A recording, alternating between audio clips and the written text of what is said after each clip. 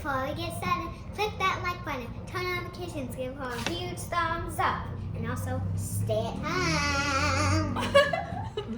Good morning. My name is Ina Irby. I happen to enjoy today's reading because it's on identity. And it explains that we don't have to identify ourselves as codependents or incest survivors or addicts because we're different. We're learning to be different.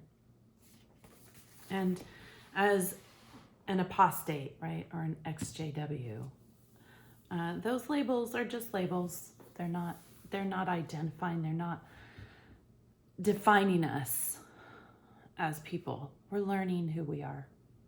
I remember seeing the documentary that Stephen Hassan had done for individuals. I don't remember the exact name, but he did a documentary on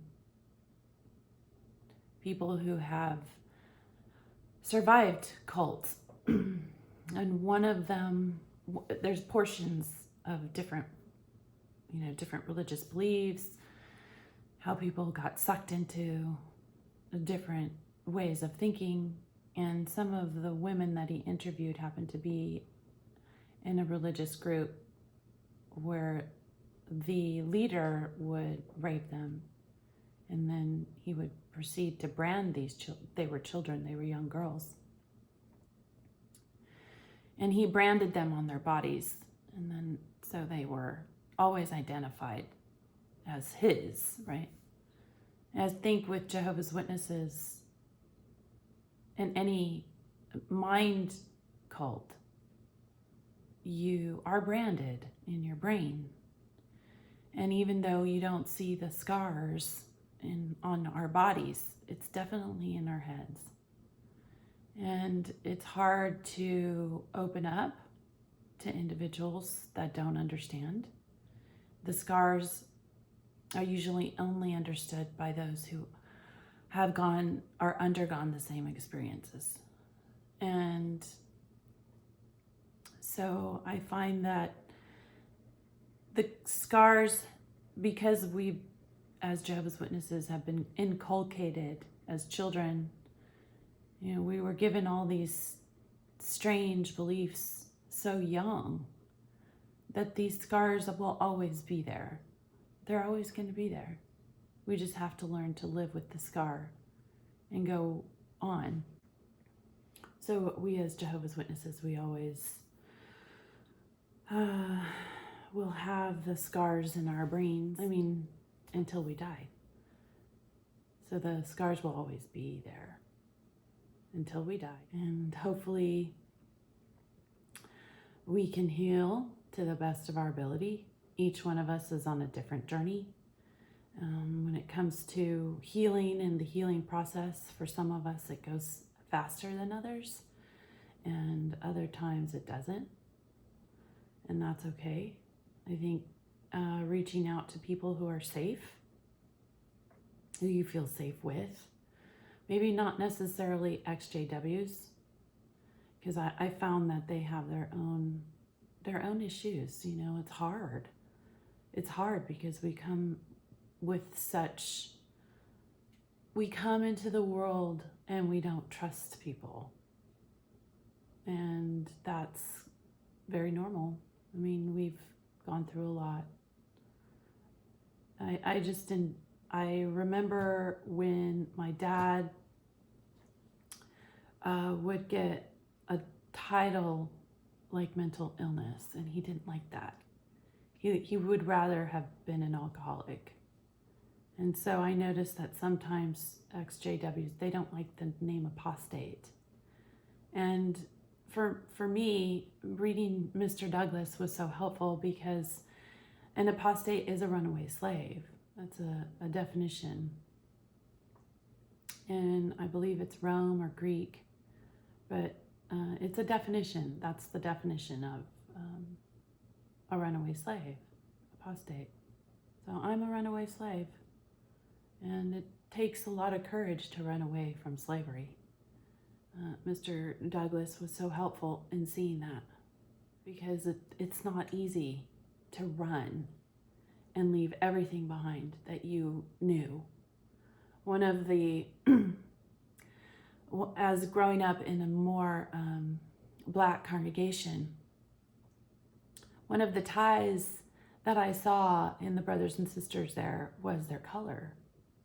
And they didn't even have to have other witnesses around them. They could go out and shop and do different things. And as soon as they saw somebody that had the same color, they were able to identify with them, and they had like a camaraderie, an unspoken, they had an unspoken language that instantly bonded them. And they would say hi to each other, and they would just like be kind. And it was just something, they had a love for each other that I wish I had because of my skin color. But I noticed that it is more in the African American race, the Black race. And I wish that there was something to identify you as an ExJW other than just words that would say or identify it, right? That you could see someone and you could see that they knew what it felt like. I noticed too that people who haven't been in the organization, or they left, right? And they have parents that are pioneers or elders, but they left. And I noticed that they always they will always criticize people for, like me, but I really was in the organization. I did all that I could do to be the good Jehovah's Witness. It would irritate me, and it irritates me when they say, oh, you just didn't do this, or you can't talk badly about that. I remember a 30-year-old pioneer, her daughter was defending Jehovah's Witnesses with someone who was saying, no, they're a cult and they shouldn't, that what they're doing is wrong. And the daughter left the organization when she was very young. And so, a lot of times people will defend something, but they left. Her mother was married to the circuit, or the presiding overseer. At the time it was called a presiding overseer, not a Kobe. He left the mother and ran off with another woman. And the kids, none of the kids became Jehovah's Witnesses, and yet they were defending Jehovah's Witnesses. So it gets a little irritating when that happens. And you hear that people will defend mind control. And I think that's what's so frustrating, is defense of something that is so damning to people, that could hurt them. And coming out of that takes great strength to see that it takes great courage, and that we won't always be defined by our mental pathways, that we'll be able to get past it. It just takes time. And for others, it takes more time.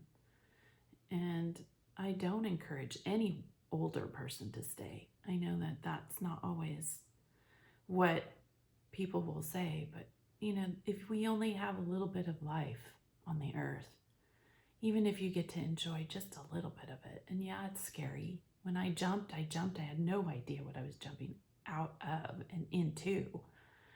And the world has its own cults in a sort of strange way, politically, scientifically, religiously. They're all very culty. Especially in America, I find that they're not as open religiously. I thought when I came out, because according to Jehovah's Witnesses, people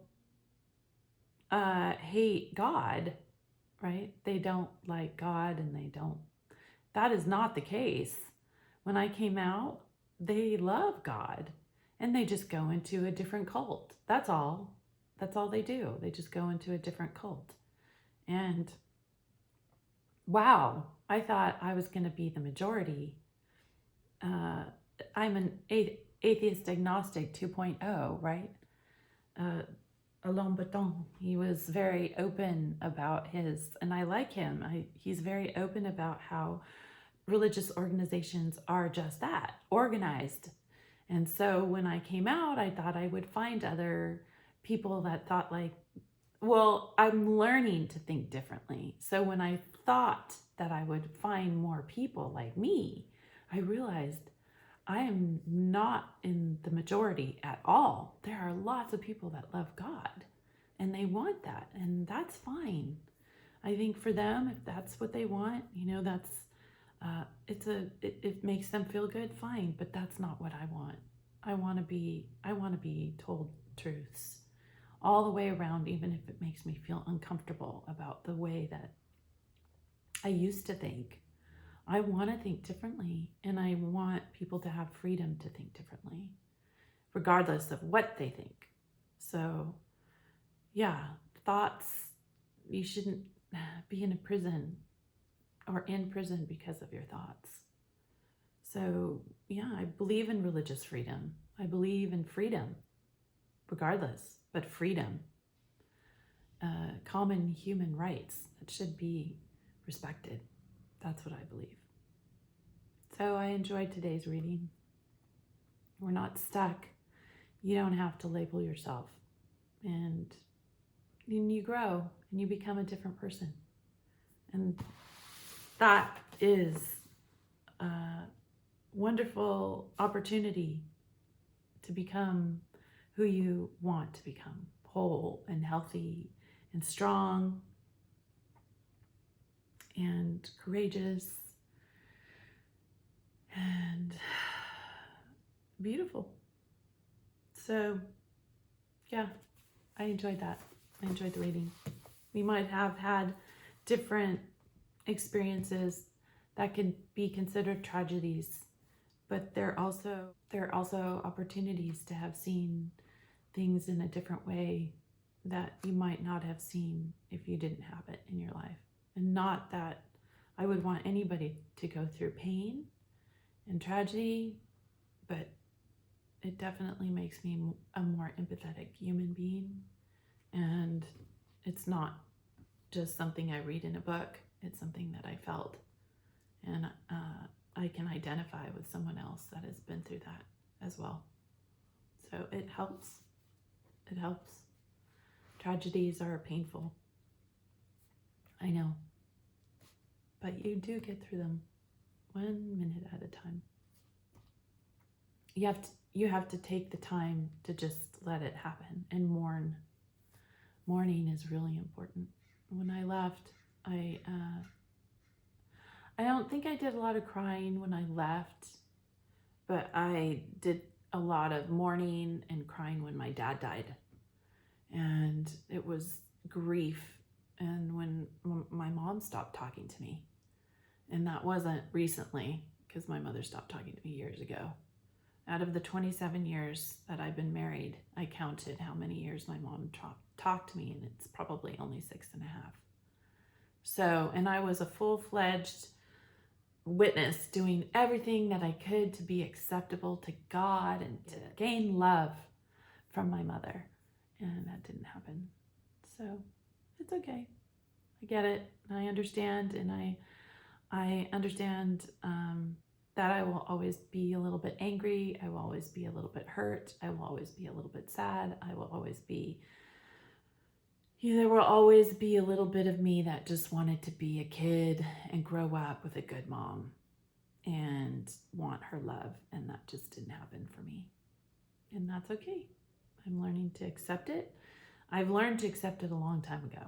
So, you get over the fact that people stop talking to you and want control. And that a wonderful freedom is when you finally leave that control and you leave in your mind and your body and you're free and you no longer want that anymore. You don't need